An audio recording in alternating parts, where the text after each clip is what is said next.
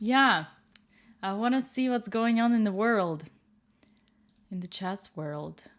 Okay, guys, I have to tell you, I didn't really touch on this story. Didn't really touch on it, so we have to do it together. I mean, I decided that I would go through everything together with you.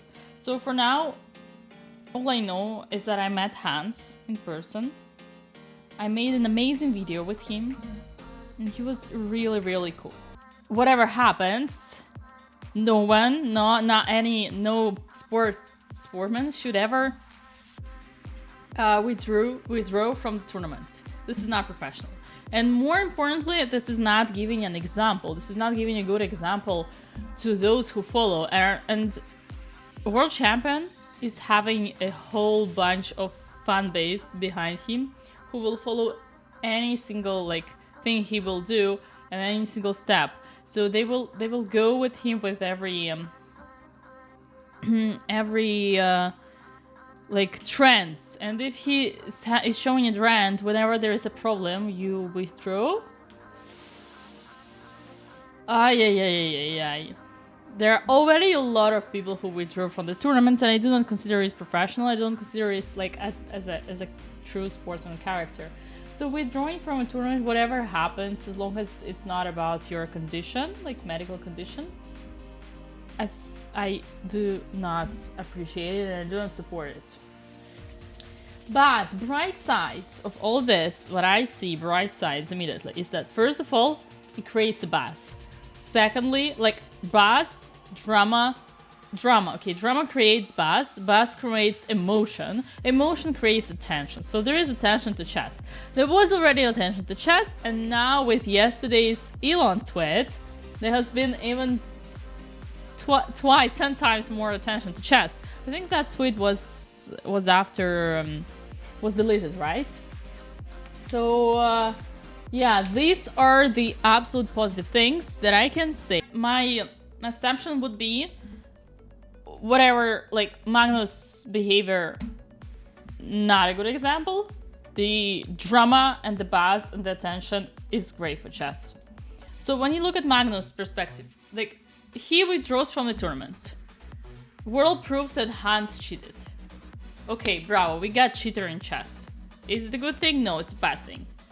Magnus withdraws from the tournament. World proves that Hans is not a cheater. What is this as an example? World champion quitting whenever there is a problem. Is it a good example? No, it's a bad example. So, out of the thing that Magnus did, withdrawing from a tournament, I do not see any benefits. I only see negative conclusions. Apart from one, there is one but. There is one but. The but is that Magnus withdrawing from a tournament creates a buzz around the tournament, around chess. So everyone in the world is like, oh, there's something happening in chess. So there is action. So Magnus withdrawing from a tournament creates action in chess. Action in chess creates attention. Attention means that Elon Musk tweets about chess. Musk tweet somewhere here.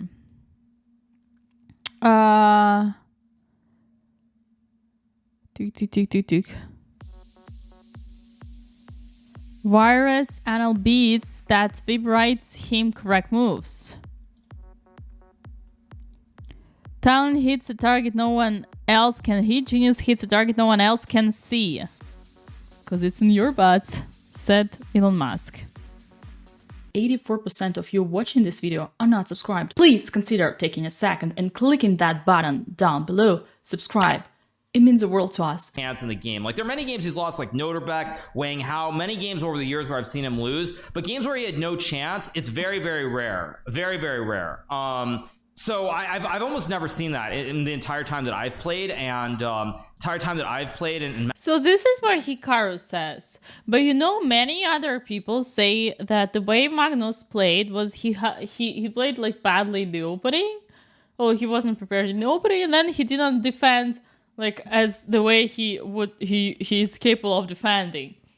So right now Hikaru says that Magnus like was outplayed and all that's unusual, but I've heard many other grandmasters saying that it was just not the best Magnus game, and that's it. There's been a lot of things that Okay, let's go. Social media stuff, and I just have a lot of things to say, and I've thought a lot about what I want to say and how I'm going to say it. And look at him, he's such a Kotick. He's a Kotick, you can see he's a Kotick.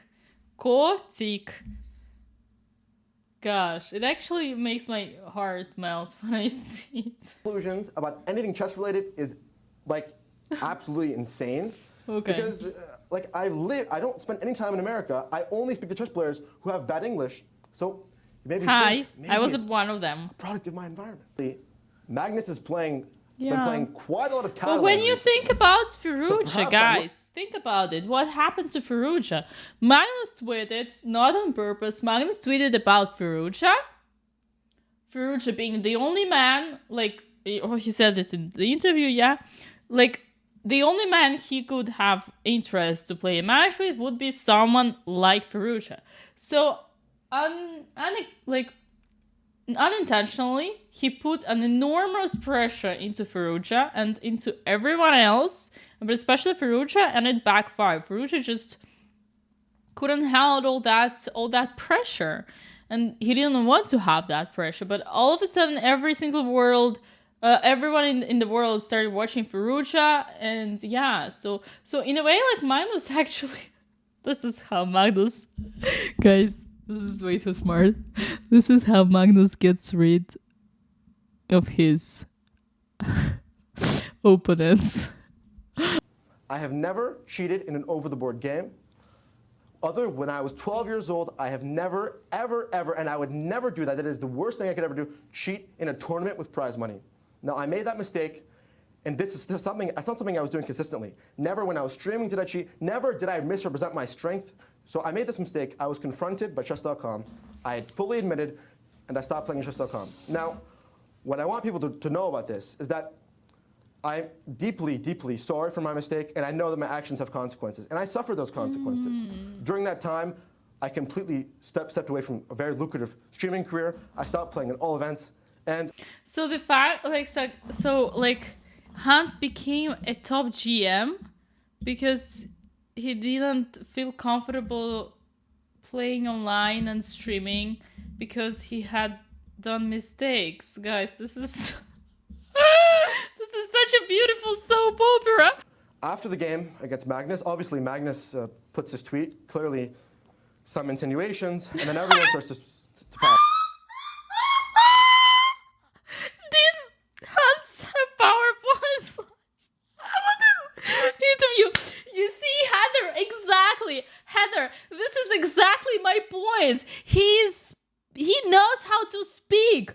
The guy knows how to speak. The guy is completely social. He can express his thoughts. How many professional 2700 top elite grandmasters have you seen out there being able to speak, to clearly speak? Have you ever heard Magnus interviews? Have you ever heard how Magnus speaks? He starts the sentence, and then he thinks, and then he says the sentence for something else, and then he says again the sentence for something else. This guy, he can speak. He's so talented. He's so social. These are the things that I look at, and these are the things that I catch my eye. And exactly, Heather. You can imagine he's having a PowerPoint presentation. He's making a TED talk.